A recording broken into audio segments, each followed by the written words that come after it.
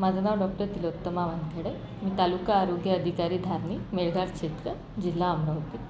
सध्या सप्टेंबर महिन्यामध्ये आपण पोषण माह राबवतो आहे.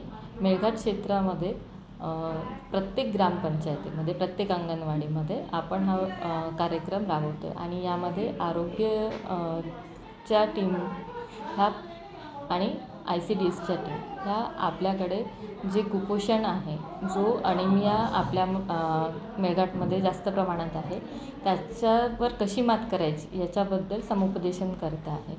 जसं की मुलांना योग्य पद्धतीनं पोषक आहार कसा पुरवायचा आहे, महिलांमध्ये जो अनिमिया आहे त्याच्यासाठी कुठले कुठले स्थानिक पदार्थाचा उपयोग आपण करू शकतो. जसं बीटरूट झालं, मोव्याचे फुलं आणि चणे झाले, हे आपण त्यांना खायचा सल्ला देतो अनिमिया कमी होण्यासाठी.